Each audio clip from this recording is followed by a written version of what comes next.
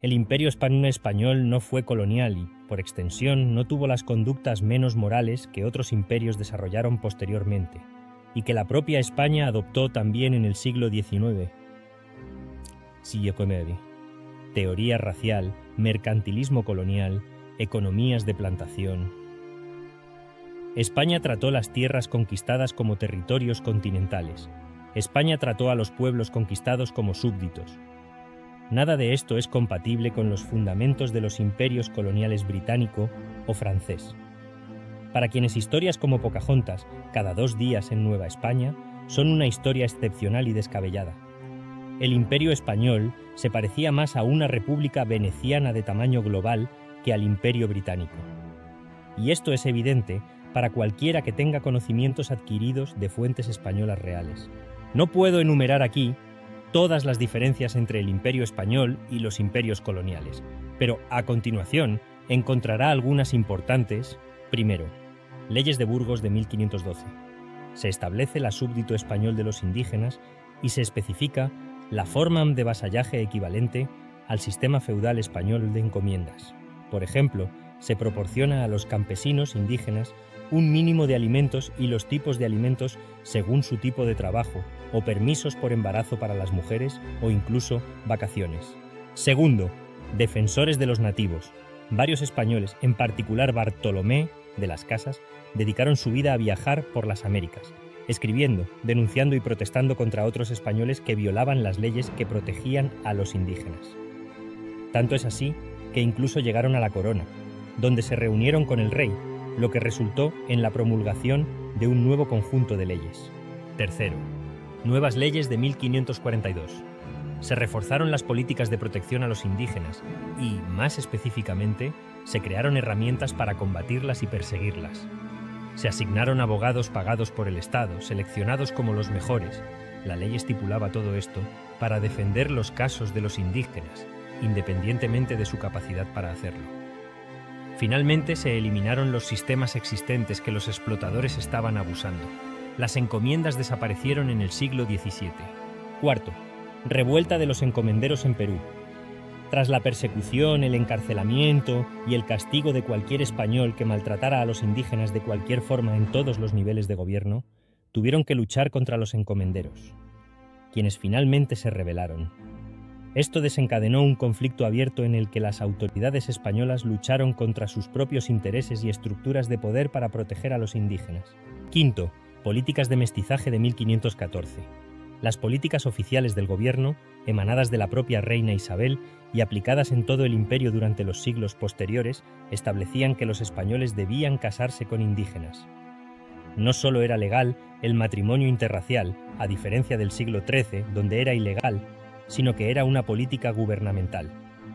El primer matrimonio cristiano en suelo estadounidense moderno fue entre una mujer negra llamada Luisa y un joven español llamado Miguel, en la Florida española. Siglos después, este matrimonio se volvería ilegal cuando Estados Unidos obtuvo Florida. Sexto, aliados nativos y negros. Los españoles triunfaron en muchos asuntos militares simplemente gracias a la inclusión de negros e indígenas en la sociedad, mientras que sus rivales no lo hicieron. ¿En qué época? Pues bien, Cortés conquistó a los aztecas con un ejército compuesto casi exclusivamente por indígenas, y la realeza y la nobleza indígenas se convirtieron en la nobleza española, con toda su piel morena. Pero también fue gracias a los indígenas que España superó a los franceses en Florida o Texas, cuando llegaron primero. Fueron indígenas y negros quienes, en su mayoría, establecieron nuevas ciudades en Norteamérica para España con mayor rapidez cuando fue necesario. Solo 2 familias fundadoras en Los Ángeles no eran indígenas ni negras. Fueron los Creeks quienes escaparon de los británicos a las misiones de Florida, formando los Semínolas.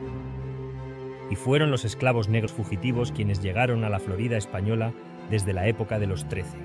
Los Semínolas y los negros fugitivos de Georgia derrotaron a los británicos y mantuvieron la Florida española en la década de 1740. Séptimo, universidades y hospitales. Cientos de ellas se construyeron en todo el imperio, junto con numerosas otras infraestructuras diseñadas, construidas y organizadas por las autoridades locales para los locales, basándose en el conjunto de derechos de la legislación castellana. En esta larga lista de universidades y hospitales hubo estudiantes negros e indígenas desde su fundación en el siglo XVI. Gran Bretaña y Estados Unidos no tuvieron estudiantes negros en la universidad hasta finales del siglo XIX. Octavo. La expedición de Balmis.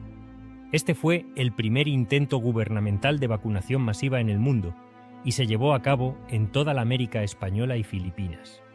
Con el objetivo de proteger a los niños indígenas de enfermedades, y apenas después de que el conocimiento de la inmunología llegara a España, contrariamente a lo que los historiadores de otros países insinúan sobre España y a lo que su propia gente hizo con los indígenas, véanse las mantas británicas. Gran Bretaña inventó las vacunas, España no. Sin embargo, España empezó a vacunar a los nativos en cuanto la tecnología llegó al país, y Gran Bretaña no vacunó a nadie. Noveno. Coloniales con ciudadanía y voto. Según la Constitución de 1812, 3 siglos después de que España convirtiera en súbditos a todos los nacidos en suelo español, ahora todos los nacidos en suelo español tenían derecho a voto. Negros, indígenas o chinos. Todo el imperio tenía derecho a voto en el Parlamento español, compuesto también por representantes de todo el imperio, llegados a España desde todos los rincones del planeta. No hay impuestos sin representación. La lógica con la que los estadounidenses enmarcan el colonialismo y la guerra de independencia no es aplicable. Ellos sí tenían representación. 10. ¿Cuándo obtuvieron el voto los negros en otros lugares? Por ejemplo, en Estados Unidos.